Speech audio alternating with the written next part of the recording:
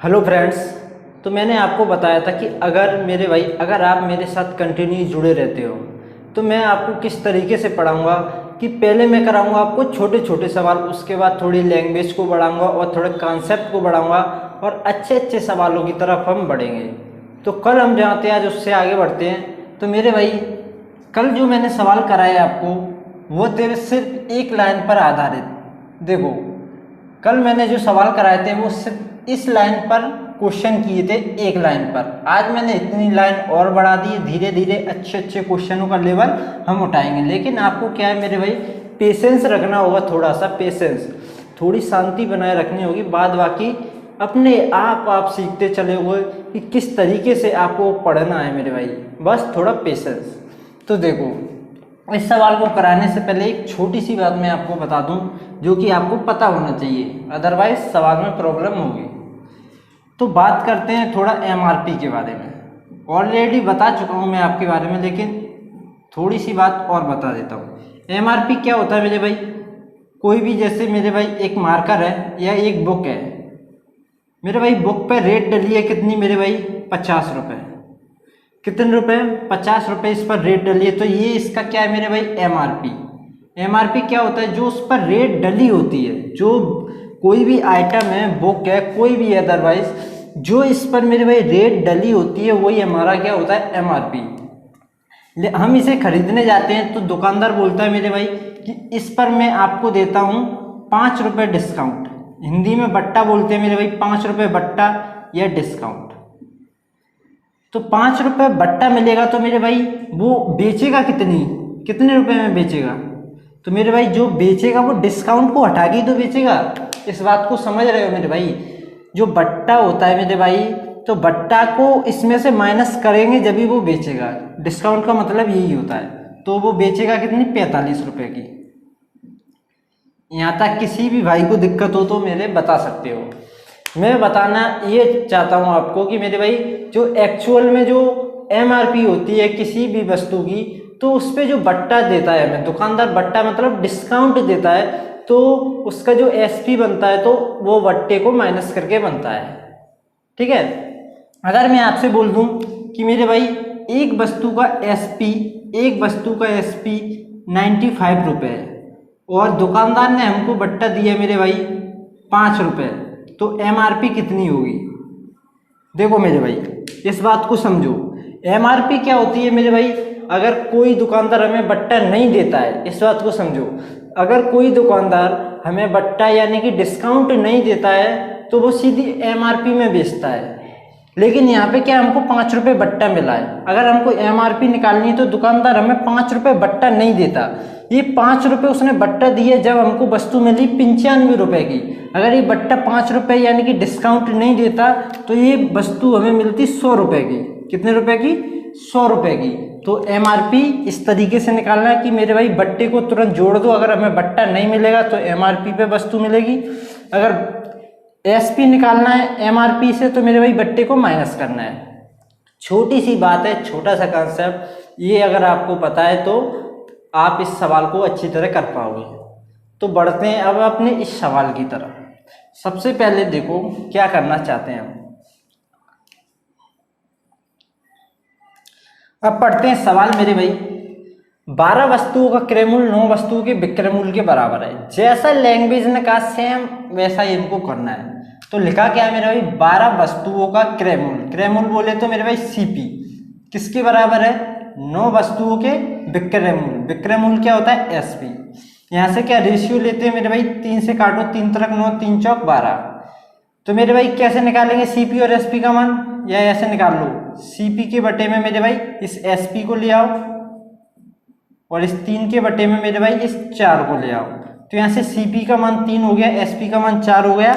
या मेरे भाई डायरेक्ट ऐसे भी देख सकते हो, सीपी का मान सामने वाला 3 और एसपी का मान इधर सामने वाला 4। ठीक है? यहाँ तक किसी को प्रॉब्लम नहीं होनी चाहिए। अब मेरे भाई, अब ये बताओ, चलो इसको यहीं पे छोड़ो, अब बढ़ते हैं लैंग्वेज की आगे की तरफ। अब क्या कहता है मेरे भाई?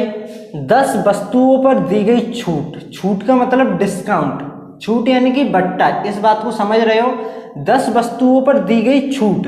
तो यहाँ पे लिखोगे मेरे भाई 10 वस्तुओं पर दी गई छूट, छूट यानी कि डिस्काउंट। आगे बोलते हैं 5 वस्तुओं पर कमाए गए लाभ के बराबर है, यानी कि 5 वस्तुओं पर कमाए गए लाभ, लाभ को बोलेंगे प्रॉफिट, P फॉर प्रॉफिट यानी कि लाभ। तो मेरे भाई वो बोल रहा है 10 वस्तुओं पर दी गई छूट 5 वस्तुओं पर कमाए गए लाभ के बराबर है। 10 वस्तुओं की छूट यहाँ पे लिखी और 5 वस्तुओं का लाभ यहाँ पे लिखा, और यहाँ से वही रेशियो निकाला 5 एकम 5, 5 दूनी 10। तो यहाँ से D की वैल्यू और P की वैल्यू दोनों निकालेंगे। D का मान सामने वाला 1 और P की वैल्यू P के सामने वाला 2, यानी कि यहाँ पे मेरे भाई डिस्काउंट 1 आया, प्रॉफिट 2 आया, CP 3 आया, SP 4 आया।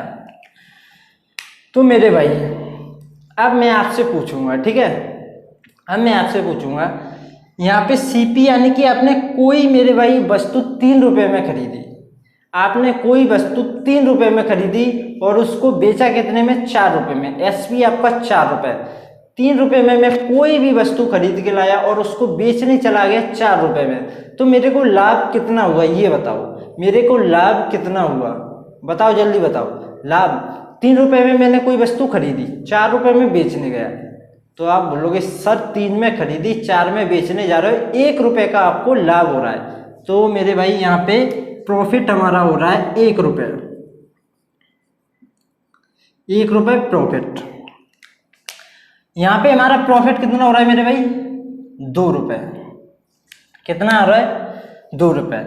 मेरे भाई सवाल एक ही है और सवाल की कंडीशन सब एक ही है, तो यहाँ पे 1 रुपए प्रॉफिट हो रहा है, यहाँ पे 2 रुपए प्रॉफिट हो रहा है। जब भी ऐसी कोई बात होती है मेरे भाई, सेम चीज एक ही सवाल में अलग अलग वैल्यू प्रेजेंट करती है, तो उस वैल्यू को हमको एक बनाना होता है। एक का मतलब सेम बनाना होता है, ठीक है। अगर यहाँ पे प्रॉफिट 1 है तो इसको भी 1 बनाओ, अगर यहाँ पे प्रॉफिट 2 है तो इसको भी 2 बनाओ, तुम्हारी मर्जी, या तो 1-1 बना दो या दोनों को 2-2 बना दो।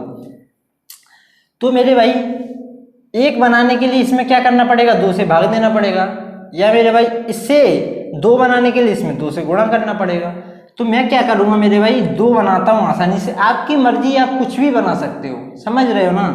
इसको 2 कैसे बनाएंगे, तो 2 का गुणा इसमें करेंगे मेरे भाई, 2 का गुणा इसमें करेंगे, 2 का गुणा इसमें करेंगे, क्योंकि इस वाले पोर्शन को हम इस पोर्शन के बराबर बना रहे हैं। यहाँ पे प्रॉफिट 2 था तो यहाँ पे प्रॉफिट 2 होना चाहिए, तो ये मेरे भाई 2 कब होगा, जब 2 का इसमें गुणा करेंगे, और ये प्रॉफिट यहाँ से निकाला था तो इस वाली वैल्यू में भी 2 से गुणा करेंगे। तो मेरे भाई ये हमारा हो जाएगा 6, ये हमारा हो जाएगा 8 और ये हमारा हो जाएगा 2। अब देखो बात वही पड़ जाएगी कि 6 रुपए में हमने कोई चीज़ खरीदी तो मेरे भाई 8 रुपए में हमने बेची, तो प्रॉफिट हुआ 2 रुपए का, और यहाँ भी प्रॉफिट 2 रुपए का।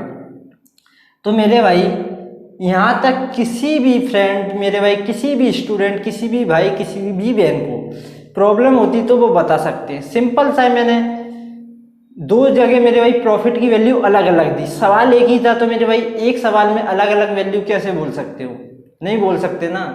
तो मेरे भाई मैंने क्या किया, प्रॉफिट को एक जैसा बनाया। आप चाहे तो इस वाले प्रॉफिट को, जो मैंने इसको 2 बनाया, आप उसको 1 भी बना सकते हो, लेकिन आपको क्या करना पड़ेगा, यहाँ 1 था तो इसको 1 बनाओगे, तो 1 कैसे बनाओगे, इसमें 2 से भाग दोगे और इसमें भी 2 से भाग दोगे, ठीक है। तो मैंने इससे बेहतर समझा इसको 2 बना दूं, यहाँ भी 2 से गुणा, यहाँ से भी 2 में गुणा कर दूं। अब फाइनली आपको चाहिए क्या, ये आपको देखना है। मेरे को चाहिए लाभ प्रतिशत बताओ, तो लाभ प्रतिशत क्या होता है मेरे भाई, जो लाभ होता है उसको लिखो, या लाभ यहाँ से लिखो या यहाँ से, कोई फर्क नहीं पड़ेगा, बटे में CP अपना कितना है, 6 रुपए, और 100 से गुणा, ये आपका रहता है लाभ प्रतिशत। जब 2 से काटोगे 2 3 6 और 3 से काटोगे तो 33 सही 1/3%। तो मेरे भाई देखो कहीं आपको प्रॉब्लम नहीं होगी मेरे भाई, अगर according to question, according to method आप समझते हो तो कोई प्रॉब्लम नहीं होगी। मैं एक बार और समझाता हूँ, कोशिश करो सवाल को समझने की कि सवाल के अकॉर्डिंग किस तरीके से सवाल किया गया, ठीक है। अब देखो अभी मैंने इसका यूज नहीं किया है क्योंकि सवाल में पूछा नहीं है, अगले सवाल में मैं इसका यूज करूंगा MRP का, ठीक है। तो पहले एक बार और समझाता हूँ इस सवाल को, सवाल करेंगे कम लेकिन समझेंगे अच्छी तरह। तो सवाल पढ़ते हैं, देखो 12 वस्तुओं का क्रय मूल्य 9 वस्तुओं के विक्रय मूल्य के बराबर है, तो same to same according to question मैंने लिख दिया 12 वस्तुओं का CP 9 वस्तुओं के SP के बराबर है। यहाँ से मैंने रेशियो निकाला, CP का मान, SP का मान, और यहाँ से मैंने प्रॉफिट की वैल्यू निकाली। फिर मैं क्वेश्चन को आगे पढ़ता हूँ और ये मेरे भाई 10 वस्तुओं का डिस्काउंट और 5 वस्तुओं का प्रॉफिट बराबर बताया क्वेश्चन में। मैंने इसको बराबर रखा, रेशियो निकाला, यहाँ से डिस्काउंट की वैल्यू 1, प्रॉफिट की वैल्यू 2। यहाँ पे क्या हुआ मेरे भाई, यहाँ प्रॉफिट 2 आ रहा था, यहाँ पे प्रॉफिट 1 आ रहा था। तो मैंने क्या किया, या तो इसको 2 बनाओ तो दोनों जगह बराबर हो जाएगा, या इसको 1 बनाओ तो दोनों जगह बराबर हो जाएगा। तो आप कुछ भी कर सकते हो। मैंने इसको 2 बनाया, 2 से गुणा अगर यहाँ किया है तो मेरे भाई इसमें भी करना पड़ेगा, जब भी हमारा ये सही रहेगा। फिर फाइनली हमको क्या चाहिए था, लाभ प्रतिशत। तो लाभ प्रतिशत के लिए लाभ बटे CP अपॉन 100 अपॉन ए इंटू 100, और इसको सॉल्व किया और ये सब हो गया। तो मेरे भाई इस तरीके से क्वेश्चन करते हैं। ये वाले एक सवाल और बताऊंगा इसी तरह का, और आपको बेहतरीन तरीके से समझ में आ चुका होगा। तो इसको साफ किया जाए पहले। तो मेरे भाई सवाल हमारा बदल चुका है और यहाँ पे रफ हो चुका है। तो क्वेश्चन देखो, क्वेश्चन सेम वही है, थोड़ी सी यहाँ पे मैंने नंबर चेंज किए, और इस बार आपको लाभ प्रतिशत की जगह छूट प्रतिशत बताना है। छूट प्रतिशत मतलब बट्टा प्रतिशत, यानी कि डिस्काउंट परसेंट, ये आपको बताना है। तो अकॉर्डिंग टू क्वेश्चन समझते हैं। यहाँ पे MRP का यूज होने वाला है, बहुत शानदार तरीके से आपको समझ में आएगा। तो मेरे भाई अकॉर्डिंग टू क्वेश्चन यहाँ पे चलते हैं। 12 वस्तुओं का CP बोले तो क्रय मूल्य 9 वस्तुओं के विक्रय मूल्य के बराबर है। तो यहाँ पे लिखा मैंने 12 वस्तुओं का CP और 9 वस्तुओं के SP के बराबर है। ठीक है, यहाँ से 3 त्रिक 9, 3 चौक 12। यहाँ से CP का मान आया कितना, सामने वाला 3, SP का मान आया कितना, 4। अब देखो, अब बात करते हैं 8 वस्तुओं पर दी गई छूट यानी कि डिस्काउंट, 6 वस्तुओं पर कमाए गए लाभ यानी कि प्रॉफिट के बराबर है। ठीक है, यहाँ से रेशियो जब आप निकालोगे 2 3 6, 2 चौक 8। यहाँ पे क्या हुआ, डिस्काउंट का मान आया 3 और प्रॉफिट का मान आया 4। ठीक है, अब यहाँ से आप सोचो, आपने कोई भी वस्तु 3 रुपए में खरीदी, 4 रुपए में बेची, तो यहाँ पे प्रॉफिट कितना हो रहा है, आपको प्रॉफिट हो रहा है 1 रुपये। यहाँ पे प्रॉफिट हो रहा है 4 रुपये, यहाँ पे प्रॉफिट हो रहा है 1 रुपये, यहाँ पे प्रॉफिट हो रहा है 4 रुपये। इस बात को समझो, या तो मेरे भाई प्रॉफिट को दोनों जगह सेम करो, या तो दोनों जगह 1 बनाओ प्रॉफिट को, या मेरे भाई एक जैसा 4 भी बना सकते हो। आपकी मर्जी, आपकी श्रद्धा, आप क्या बनाना चाहते हो। तो मैं तो बनाऊंगा इसको, अगर यहाँ पे 4 है तो इसको भी 4 बना लेता हूँ। 4 बनाने के लिए क्या करोगे, 4 से गुणा, 4 से गुणा, 4 से गुणा, ये हो जाएगा आपका 12, ये हो जाएगा आपका 16, ये हो जाएगा आपका 4। अब प्रॉफिट यहाँ पे भी 4, यहाँ पे भी 4। अब बढ़ते हैं क्वेश्चन की तरफ। तो मेरे भाई ये बताओ, ध्यान से समझना मेरे भाई, आपको चाहिए छूट परसेंट। छूट परसेंट क्या होता है मेरे भाई, जो आपका डिस्काउंट होता है, डिस्काउंट। तो यहाँ पे डिस्काउंट कितना है, डिस्काउंट की वैल्यू 3। तो मेरे भाई डिस्काउंट की वैल्यू आपकी कितनी है मेरे भाई, 3। तो यहाँ पे लिखोगे डिस्काउंट बटे में रहता है MRP। ध्यान से समझना मेरे भाई, MRP क्या होता है। MRP अभी बताया मैंने मेरे भाई, MRP रहता है अगर उसमें आप डिस्काउंट नहीं देते हो, अगर कोई आइटम खरीदने जाते हो, अगर आप दुकानदार आपको उस पर कोई भी डिस्काउंट नहीं देता है मेरे भाई, कोई भी डिस्काउंट नहीं देता है और बेच देता है, तो वो MRP में बेच देता है मेरे भाई। यहाँ पे उसने मेरे भाई 3 रुपये का डिस्काउंट दिया है और बेचा कितने में, 16 रुपये में। देखो SP का मतलब बेचना, यही रहता है ना। 16 रुपये में बेचा है दुकानदार ने, लेकिन 3 रुपये का डिस्काउंट भी दिया है। समझ रहे हो इस बात का। अगर ये 3 रुपये का डिस्काउंट नहीं देता, अगर 3 रुपये का डिस्काउंट नहीं देता तो मेरे भाई ये 19 रुपये MRP हो जाती। अभी उसने बेचा है 16 रुपये में मेरे भाई। देखो SP आपका 16 रुपये, डिस्काउंट 3 रुपये। आप कोई भी दुकानदार ने कोई भी चीज़ 16 रुपये में बेची और 3 रुपये डिस्काउंट दे दिया। अगर ये 3 रुपये डिस्काउंट नहीं देता, ध्यान से समझो, ये 3 रुपये डिस्काउंट नहीं देता तो क्या होता है, ये 19 रुपये में बेचता, और 19 रुपये क्या होती, MRP।